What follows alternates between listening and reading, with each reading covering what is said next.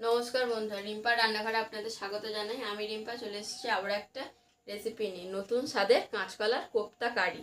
আর আমার ভিডিও যদি আপনাদের ভালো লেগে থাকে তাহলে আমার চ্যানেলটিকে লাইক, কমেন্ট এবং শেয়ার করতে ভুলবেন না, এবং নিচে থাকা বেল আইকনটি প্রেস করে অল নোটিফিকেশন অন করে রাখবেন, যাতে আমার ভিডিও সবার আগে আপনারাই দেখতে পান। আর আমার ভিডিও আপনাদের বন্ধুদেরও শেয়ার করে দেবেন, যাতে আমার ভিডিও তারাও দেখতে পায়। কাঁচকলার কোপ্তা কারির জন্য যে উপকরণগুলো লাগবে একবার দেখুন।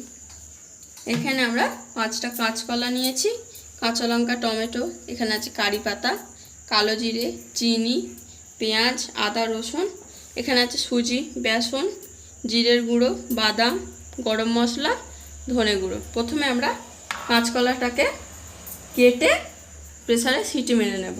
কাঁচকলাটা আমরা এইভাবে কেটে নেব।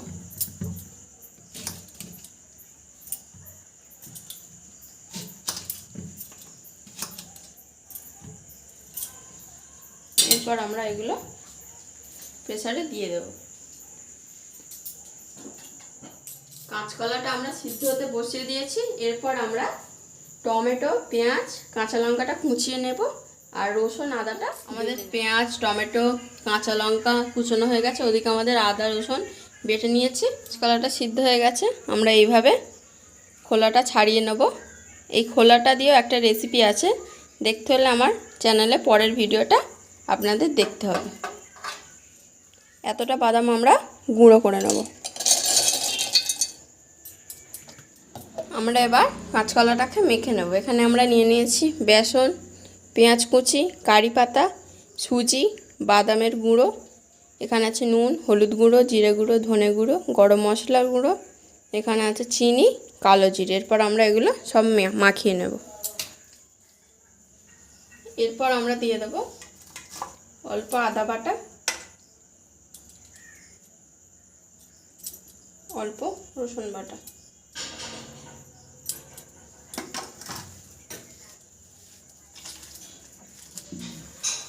এতে আমরা দিয়ে দেবো কাঁচা লঙ্কা। আপনারা যে যেরকম ঝাল খেতে পছন্দ করেন সেই পরিমাণ কাঁচা লঙ্কা দেবেন।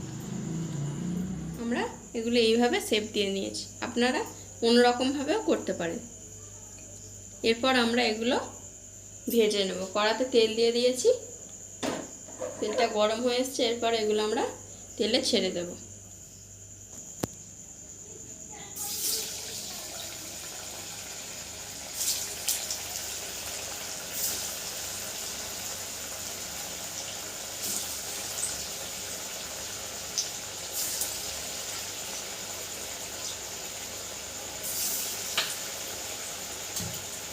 এইভাবে আমরা আস্তে আস্তে ভেজে নেব।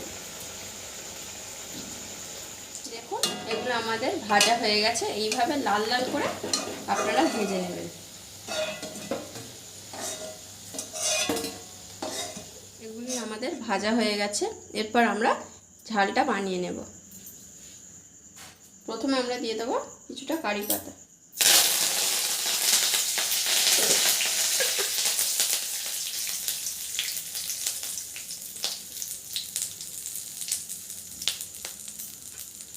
এরপর আমরা দিয়ে দেবো পেঁয়াজ কুচি,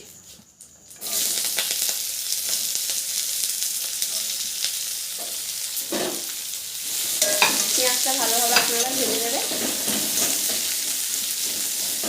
আমরা দিয়ে দেবো টমেটো কুচি,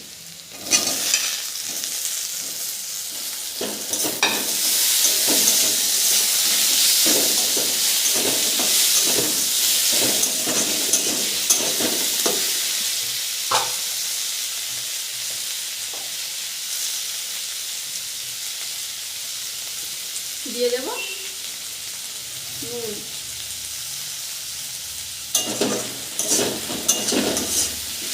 দেখুন টমেটোটা গলে গেছে।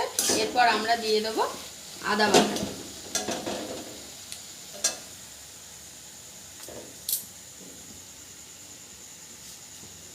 দিয়ে দেবো রসুন বাটা,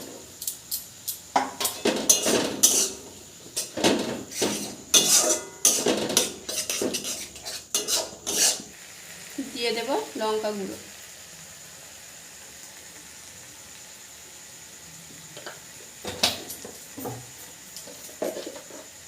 দিয়ে দেবো হলুদ গুঁড়ো, দিয়ে দেবো জিরে, 1 চামচ। মশলাটা আমাদের কষা হয়ে গেছে, এরপর এতে আমরা দিয়ে দেব জল। ঝোলটা ফুটছে, এরপর আমরা এতে কলার কোপ্তাগুলো দিয়ে দেব।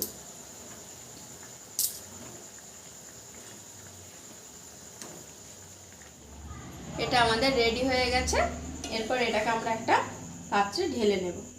দেখুন আমরা একটা পাত্রে এটা ঢেলে নিয়েছি, এর উপর থেকে আমরা সামান্য গরম মশলা ছড়িয়ে দেব।